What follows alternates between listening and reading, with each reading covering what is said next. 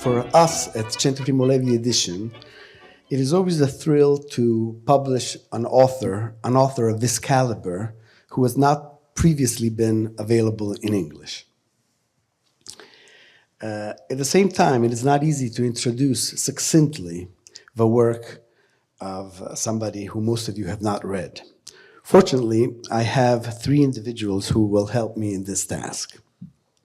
So allow me to introduce Marco Vigevani, one of Alberto's sons.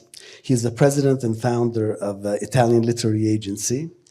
He also runs the Memoriale della Shoah in Milano, and I'm proud to think of him as a friend. Hello. In this city, I don't think that Jonathan Galassi needs any introduction.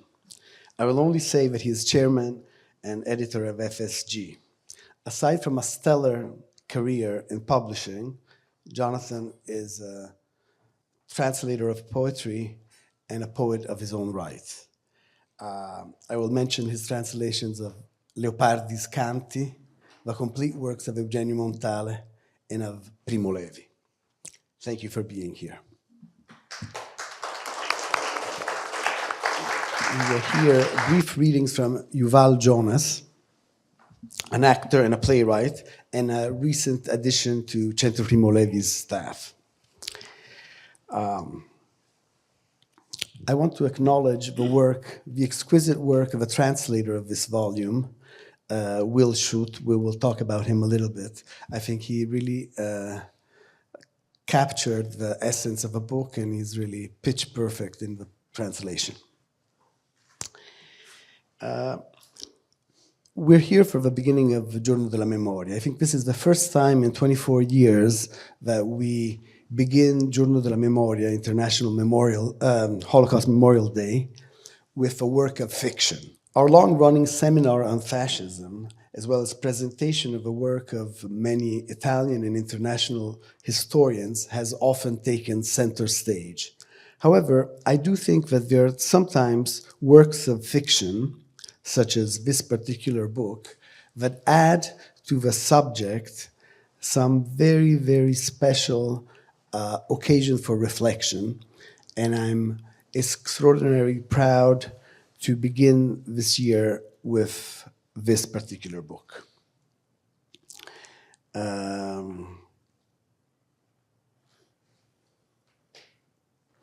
think it is safe to call it a semi-autobiographical novel. What do I mean by that? I think that in a sense he elaborates situations, feelings, thoughts, always drawing from his own experience in a way that could only happen many, many decades after the actual facts. This book was written and published in Italy in 1993, and I think that the time span between the end of the war and when this book was published is the time that it took him for a very particular kind of lyrical mulling that you will see in the book and that we will talk about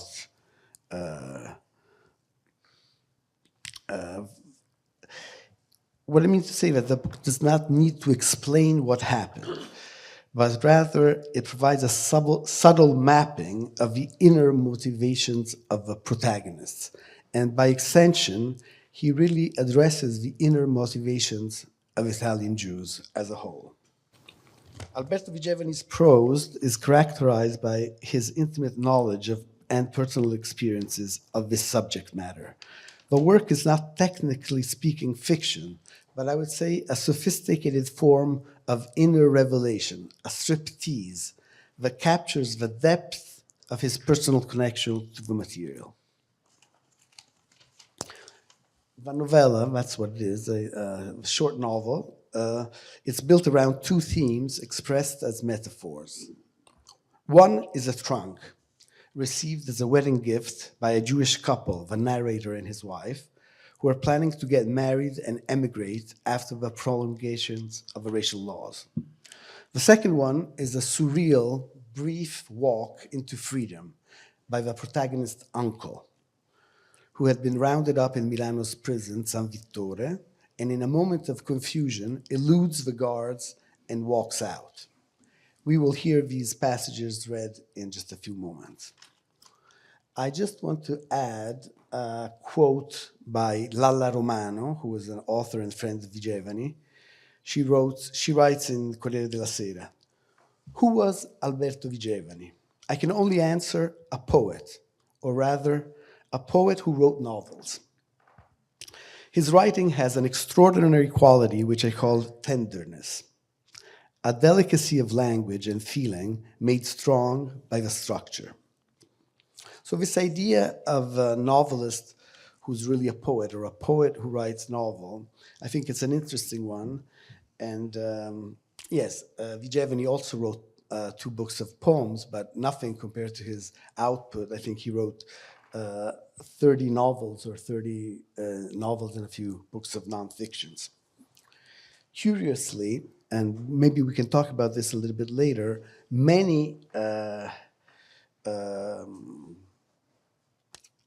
defining Italian Jewish writers of the second half of the 20th century have this idea that they are really poets who write novels. I'm thinking of Elsa Morante and Giorgio Bassani in particular. And Giorgio Bassani might be an author who you've read more than Vigevani, and I would like later, if Jonathan and Marco want, to show some parallels between Bassani and Vigevani. I think they're striking and very interesting.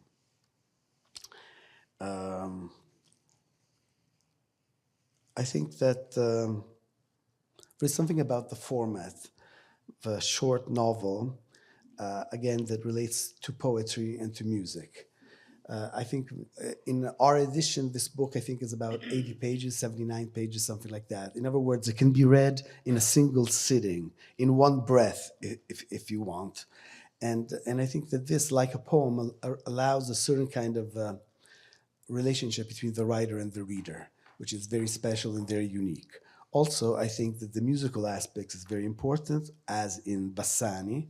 I think the 2 themes that we will hear reading are can be thought as the musical themes, the musical motifs upon which the composition of this novella are built. So there is much more to say about this, obviously, but maybe we will start with Yuval reading the 2 passages, and then I'll open it up to Jonathan and Marco. The trunk was a gift from Aunt Jole, Anna's father's sister, when we were married, and hastily so. It was, still is, even half a century on, a marvelous trunk. Though in certain respects it was more like a closet that lent itself to travel, even if, ultimately and unexpectedly, for reasons I'll get to, it was destined to stay put. Roughly my height, adorned with numerous brass studs, braced with iron rings and wood slats, it looked like a heavyweight, or one of those massive chests kept by jewelers and money changers that I recently admired in the shops on Florence's Ponte Vecchio. Painted a brilliant vagone verde, a green that gets its name from Italian rail cars, it had bulky pinchbeck locks that resembled medieval shoulder armor.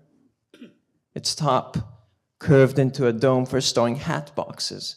Back then, hats were an important part of any man or woman's wardrobe.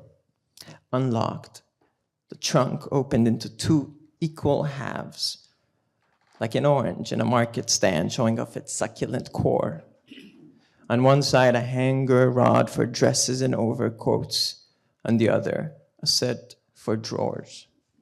Its satin inner lining was the beige gold of Japanese fish that spin relentlessly in glass bowls. One morning, in San Vittore, a prison in Milan, Giorgetto was summoned to the registration office on the ground floor. Precisely what for, I don't know, and after a brief exchange, he was abruptly dismissed by the officer. On his way back, his military escort, a smooth-faced young man, had to run to the latrine and left Giorgetto there. Walking slowly, expecting the soldier would come back any minute, he found himself on the wide footpath that led to the front entrance. How he got there, he had no idea. Giorgetto felt the urge to run, but undernourished and weak as he was, he knew he could only go a few hundred feet and was afraid that one of the watchtower guards or a soldier or a plainclothes cop might spot him and raise the alarm. After over a month of hardship in prison, he practically had to drag his legs behind him, but his arms bore excitement, happiness. How effortlessly he skated, hovering a few inches above the asphalt, everything, trees, buildings, and more so all that moved, trams, bicycles, gave his happiness and lightness a boost, like the air, and more so, the cigarette concealed in his hand. Remembering the treasure in his possession, he lost all concept of time. No longer tangible, it became light as air. How different it was, he realized, given that sensation of flying, while he stumbled along. And then, unprompted, he became aware that he'd forgotten about Jole, and the thought of her took violent hold of him. Jole had indeed occupied his mind, she and her bottomless grief. He immediately decided to give up his 2 remaining cigarettes for her. He remembered how young and beautiful she once was, her pale face framed by her black hair spread on the pillow. Before that image, he knew that in addition to the cigarettes, he would have to give up his brief dream of freedom, which, were she to suffer alone in prison, would not have been freedom at all, but a punishment even greater than prison.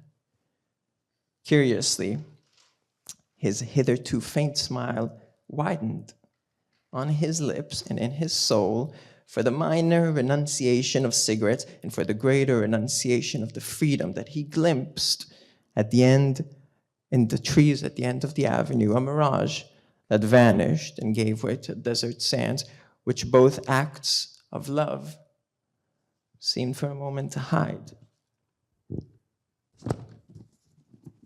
It's because I don't have my hand, sorry. Now, no longer lost in thought or nearly dreaming as he had been when he'd walked out, but with determination and a furtive smile, he approached the main gate. Now following another line of women and a few men carrying bundles and bags, only this time headed in the opposite direction, he went back in. No one paid him any mind, perhaps because he had nothing on him. He knew he couldn't abandon Jole to her fate. He had to be there with her to the end. And so he took his final steps away from freedom. A week or so later, Aunt Jole and Uncle Giorgetto were loaded onto a convoy bound for Auschwitz. Apart from my own, no account is left, not a line, not a sentence. They didn't vanish into thin air, as is our common lot. They vanished into horror. So you got a little bit of a flavor of these two metaphors, the trunk and this brief walk.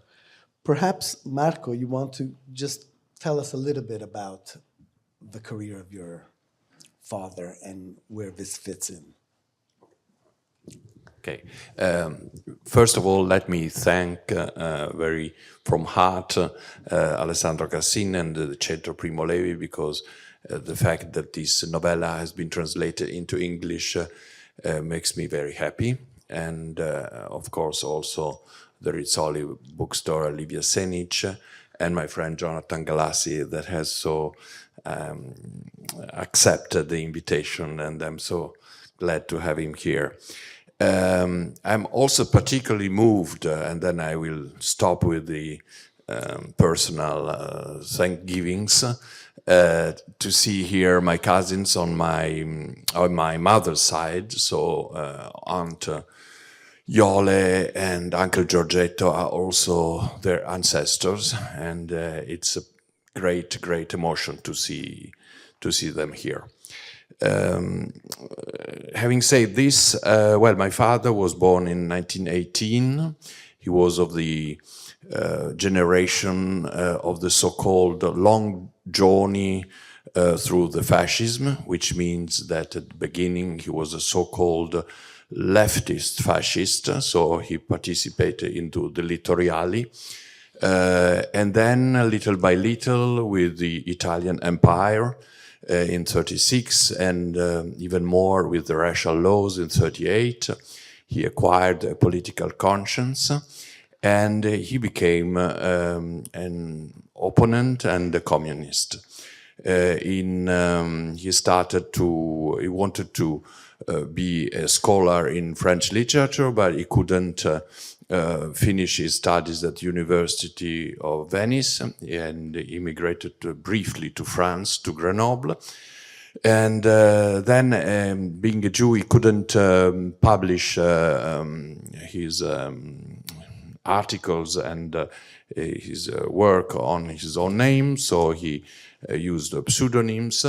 And after the German army came to Italy in 43, he escaped to Switzerland with my eldest brother and my mother, and with several other members of the family that could cross the border, unlike Jole and Giorgetto, who were actually, they crossed the border, but they were pushed back by, and we are finally arrested by the Nazi and the fascist. And after the war, he continued his career as a writer, also as a publisher of beautiful books, and as an antiquarian, as a librarian and a bookseller, antiquarian bookseller, sorry.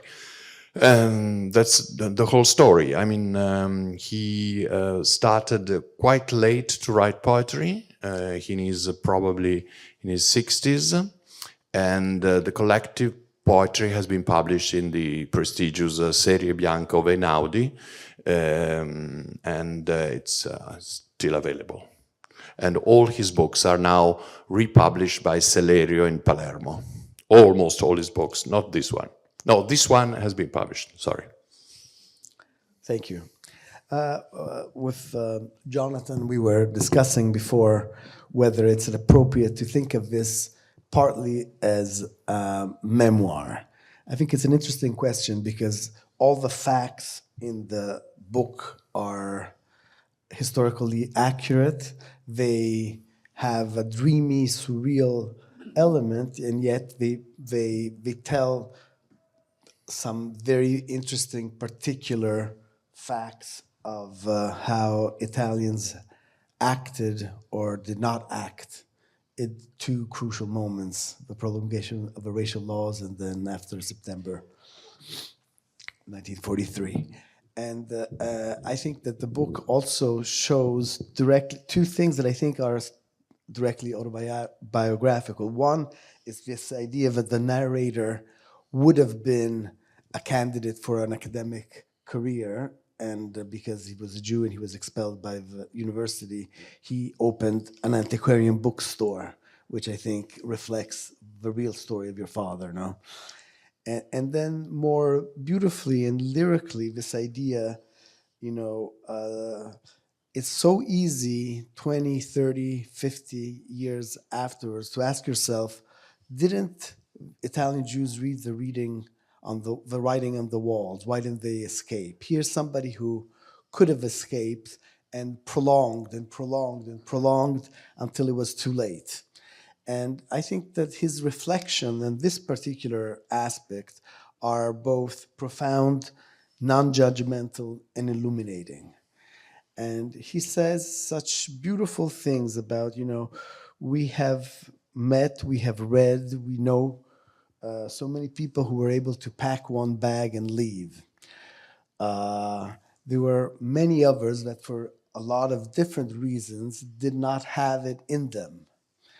And what does this mean? And what does this entail? And I think that this whole idea of having this trunk, this trousseau full of things, ready for an existence in America that never comes. They actually were ready. They had bought the tickets. They had the affidavit. They were going to leave, and then the war starts, and they can't leave. And the feelings connecting with this is not just that of being trapped in fascist Italy, it's also a relief. He describes a beautiful sense of, okay, we wanted to do that, we tried, it didn't work, but we're here. And I don't think there's a work of fiction that describes this particular complexity of feeling, and I think that there's a lot of value in that. Well, thank you. I'd just like to begin by saying that in my life, the Vigevani I knew was we were colleagues as editors. He worked at Mondadori in a triumvirate of great editors who were the best in the business in Europe, in my opinion. And we had a lot of fun together and did a lot of many fascinating things. Now he's gone on to the other side of the table and he's representing the authors. He told me over the years something about his father, but not all that much. He gave me his poetry. It was clear that he was a very considerable figure. But this is the first time I've read one of his prose works. And I think that it's interesting that Will Scott, who is a fabulous translator and did, I would say, a perfect job, really. It's interesting that he chose to use the title The Trunk rather than La breve passeggiata, which is, as you've all read, those are the two symbolic actions of the book. Are the trunk is, to me, is like the ark of the family knowledge, faith, etc. And the author who's speaking, and I don't think it's unfair to say that the speaker's voice and the author's voice are very close. The author can't leave his ark behind, or can't take his ark and go to America, but he does eventually leave Italy and go to Switzerland and freedom. The older generation, represented by Jole and Giorgetto, can't, and they don't have they're more bound by convention, by tradition, by fear. But I think that his representation of the values and the world, who was Gozzano, I think, called it the world of buone cose di pessimo gusto, the kind of middle class wealth and comfort that they had known and weren't able to let go of. I found that extremely poignant, and in the process, not so much Jole, but Giorgetto becomes a heroic figure because his loyalty to his wife and to his past keeps him tied to her. As he says in the book, he happened to be able to walk out of but freedom without her would not be any freedom at all. It would be another kind of servitude, and that makes all the sense in the world. But I'd like to ask Marco to tell us more. Where were you when this was published? You were well on into your career, weren't you? I was at Mondadori at the time. Yes. But my father used to give me his manuscript to read since I was 16 or 17, and so he accepted also some my mind. So no, but I think what is interesting is also that this is a work of fiction in two senses. First, because family story is always a fiction, so it's always a myth. We don't know exactly. Of course, there are some facts, and the facts are all there. But how the facts are told and how they are transmitted, this is part of the family fiction. And the second sense in which is a fiction is that we don't know actually what Giorgetto felt. And you see that at some point the narrator says, I am at the same time outside and inside him. And so this is very daring. This is something that has nothing to do with the reality of facts. And the other thing is, I think a fact was that my father, in many short stories, also Lettera al Signor Alzerian and other stories, Lettera al Signor Alzerian is now in one of the meridiani of Italian short stories. He tried to come to terms with the sense of guilt and with the sense of he felt a fury and a shame and guilt also about the Shoah. Why? Because he was lucky. So he was a young man. He has a political consciousness, which of course Giorgetto and Jole had not. But he was lucky. So had he crossed the border 1 week later, or a month later, he could have ended up also there. And also another motivation of feeling guilt, that is strange enough to feeling guilt for something that you haven't done, is that in this predicament during the persecution of the Jews and during the coming of the Germans, etc., everyone was thinking of himself, herself,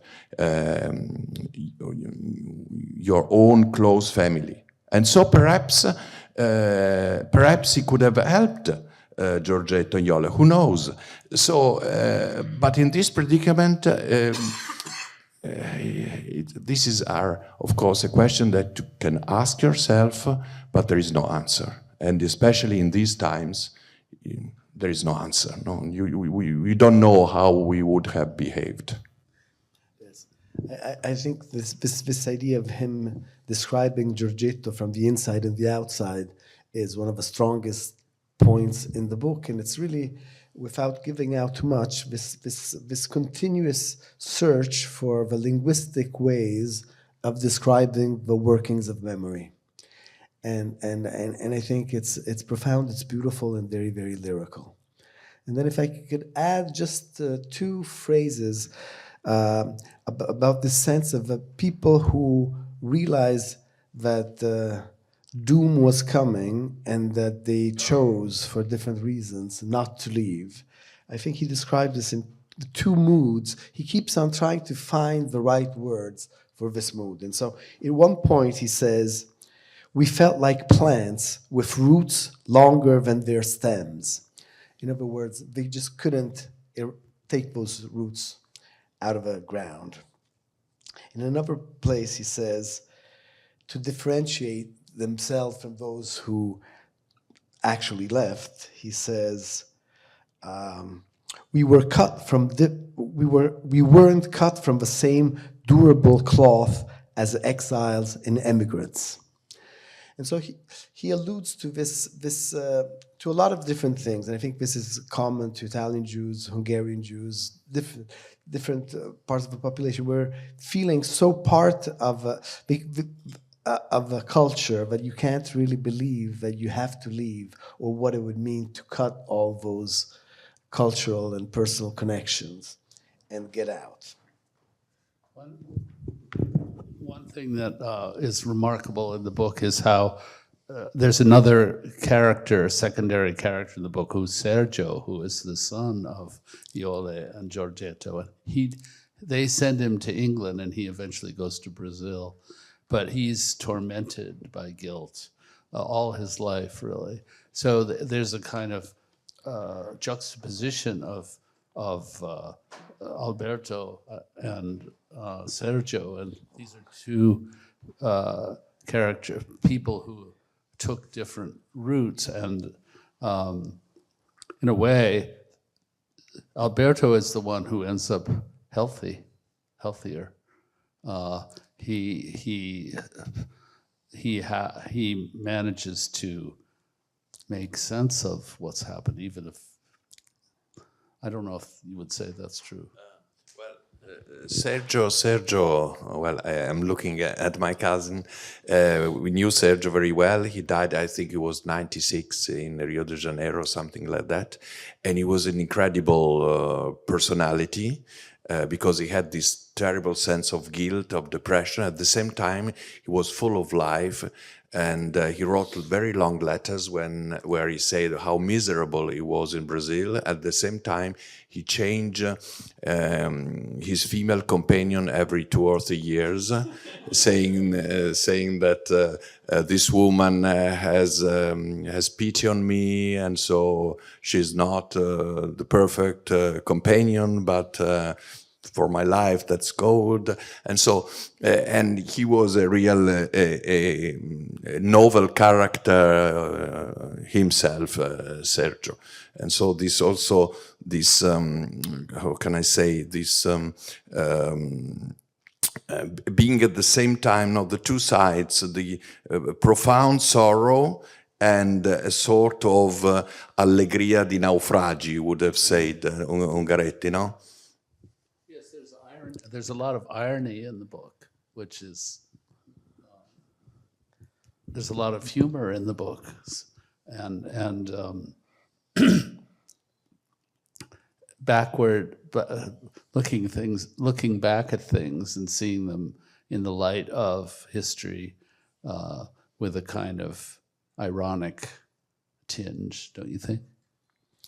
Yes, also I think there's enormous subtlety, and this book kind of implies an understanding of the history in a very profound way. For instance, why were they getting married in such a hurry?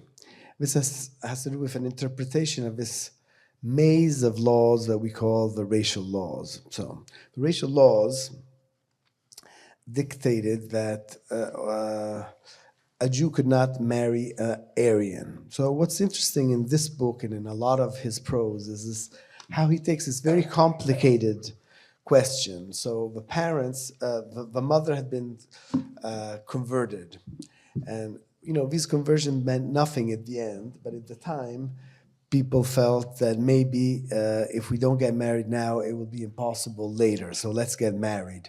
And this getting married was also a salvic and a hope that salvation will come from it. And they get married and they're going to go on this long honeymoon with this trunk and then leave for America. None of this panned out, but the richness of this metaphor, the complications around it, without telling you too much of a plot, I think is of extraordinary richness and complexity. For instance, the nickname for this big trunk was the General. And Yuval described the aspect. So, there is a physical aspect of a trunk that resembles a uniform.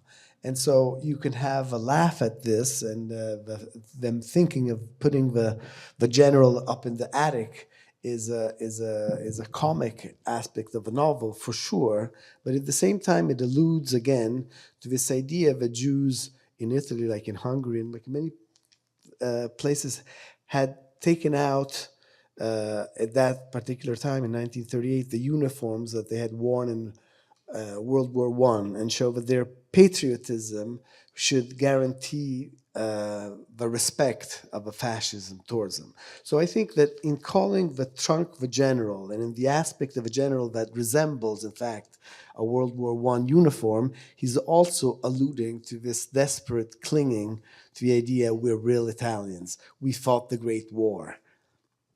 It is It's all possible. like this. Well, the general is still very much alive. It exists. It's still in the attic, and actually, my wife proposed to put it in the living room and to use it as a piece of furniture. So I would love to come and see it. Yeah, and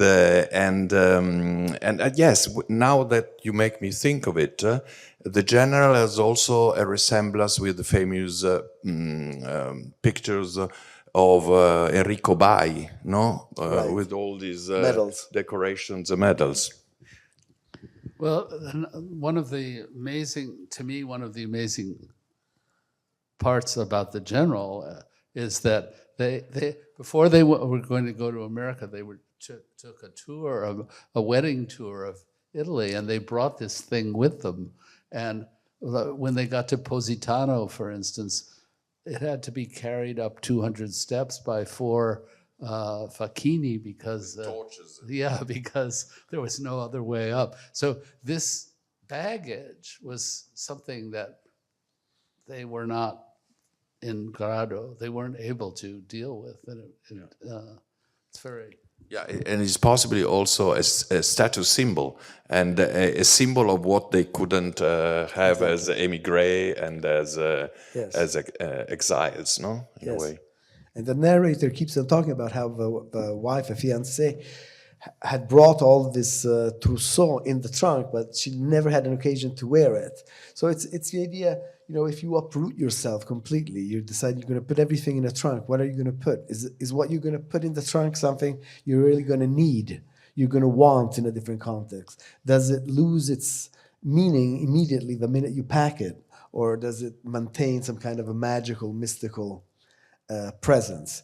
And so I think that this novel all works on these kinds of levels, and the trunk is really everything. It's their hopes, it's their failed attempts, and it's also a grandiose idea of how you can pack your life into one particular physical thing, and these roots, this culture, this amount of clothing is going to help you in the future that you can't even fathom.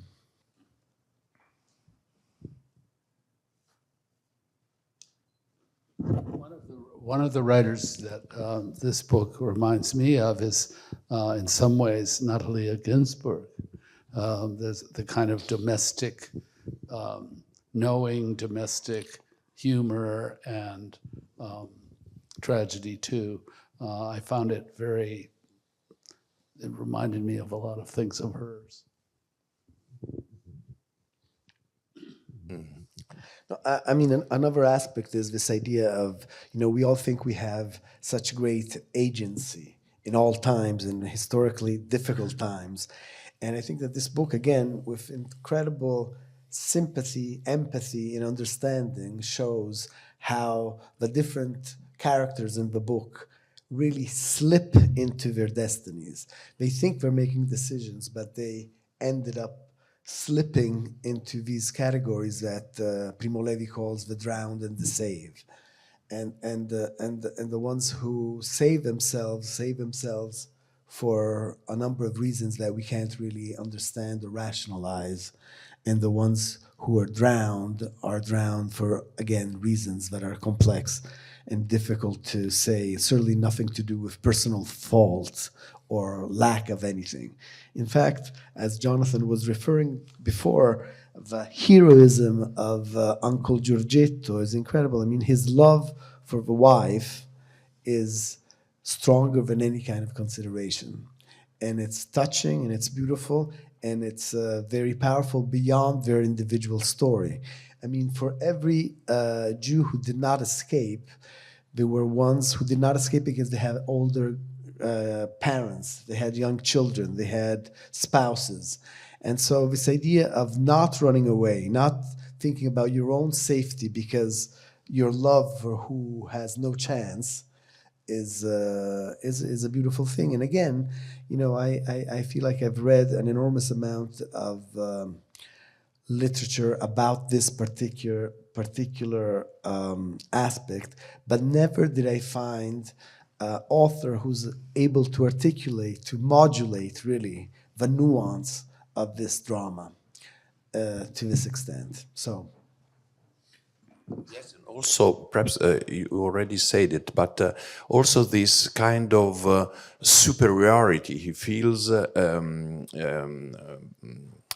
toward Jole and Giorgetto, their cose di cattivo gusto. So, and this is also something that he later recants, that he later says, no? Yes, and also Giorgetto, early in the book, he's kind of a schlemiel. He's a weakling. His wife has the strength of character. But of course, the heroism in the end is his. Right. Forse vuoi raccontare l'episodio in Russia? Ah, yes, this is a Witz, no? It's like a Witz, a Jewish Witz, a Jewish joke or story, but Giorgetto apparently told this as a real fact, that he was on the Eastern Front in the Austrian army, actually, because he was from Trieste, and he had also a German Jewish family name. And at some point in the trenches, he looked in front of him, and there was a Russian soldier taking aim at him, but he was so tired that he immediately fell asleep. So he fell asleep just before being targeted. And yes, and also this fact that the young conscious communist, the narrator, has this, he despises this bourgeoisie full of trinkets and dark wood furniture, etc. But in the end, this is nothing compared to the tragedy, and he has a sort of he says, well, I was wrong, because I judge these people on the surface and I didn't see who they really were. This is also part of the sense of guilt that I think that is very much in the book. Yes. Okay, perhaps we should open to the public. So if there are questions, this would be the time. I just wanted to say one last thing, that of course, as you gather, this is the topic is a very serious and tragic one. However, I think that at every page in this book, you will find absolute beauty.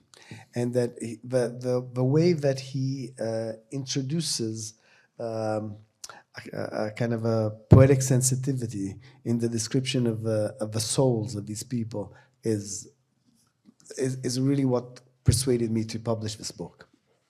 So thank you, and if you have questions, please. In my case, my mother wrote a book about ancestral histories and so forth, but before she published, we talk about if it's allowed for a relative and all the uncles and sisters and so forth. They are still living, so they don't want to publish and so forth. Does that happen to you also, or? Not to me, to my father. Yes, because as I said, the family story is a family myth, and notoriously writers are family destroyers. So family doesn't like to have writers in their middle. And of course, there were some people in my mother's family who resented the book. And there was, because actually it's difficult to tell the difference between the story that, according to the family, happened and the story that the narrator wants to tell, which is probably his truth or his aesthetic truth, which is not necessarily the factual truth, if something like the factual truth exists. But my father has written many books about his family, my mother's family, etc. And yes, the family doesn't like it. The family, at least the generation, I don't know now. I'm looking at my family here.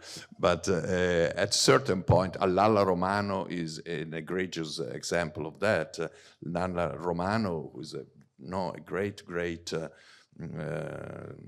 writer, she completely ruined her relationship, first with her son and then with her grandson. That's life. Well, Czeslaw Milosz said, when a writer is born into a family, that family is dead. Alessandro, do you want to say something? Yeah, well, it is very complicated.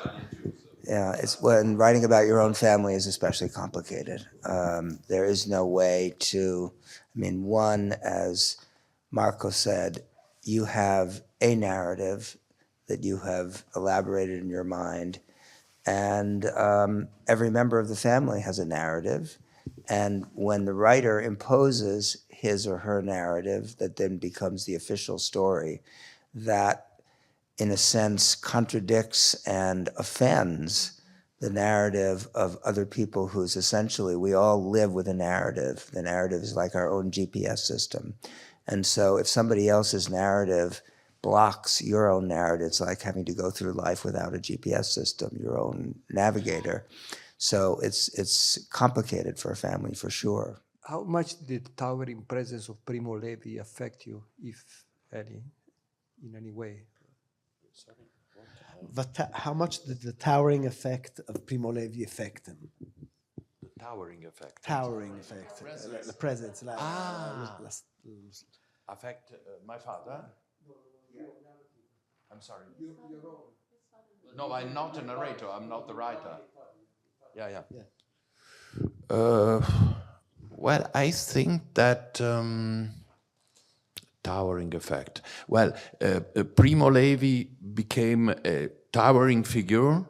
I would say, you know better than I, but probably in the 90s and with the international success, etc. Probably in the 70s, 80s, etc.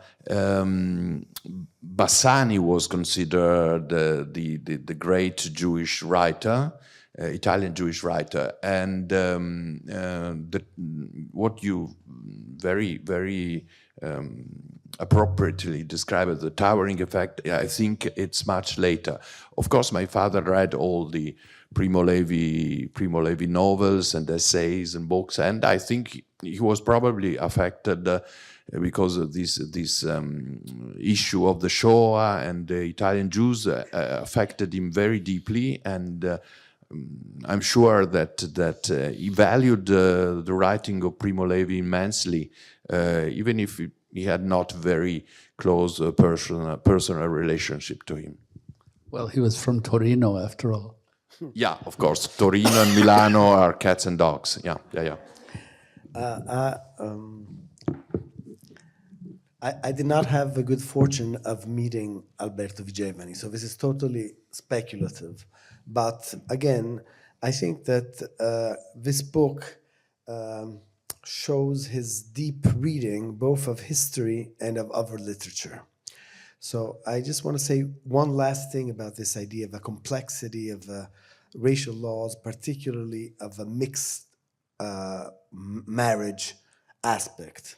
So undoubtedly, the most comprehensive study of this thing is Michele Sarfati's book, The Jews in Mussolini's Italy. And it explains over 35 pages the complexity of this idea. And it's so difficult to understand for anybody today, but it's even more difficult to try to make what Italian Jews or mixed marriage Jews at the time could interpret. I think in literature, the great example of this is Elsa Morante's History, a Novel, where the background of the whole drama is not understanding what this means.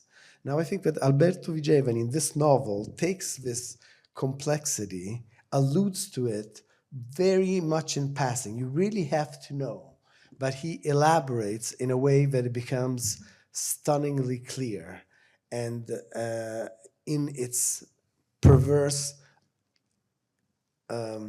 incomprehensibility.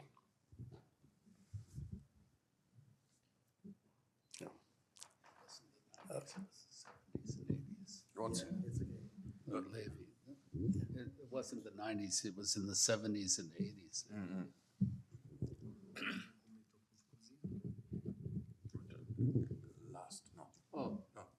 Well, I don't have anything substantive to add, except that I do think that the book, the limpidity of the narration, the simplicity, the clarity of it, and the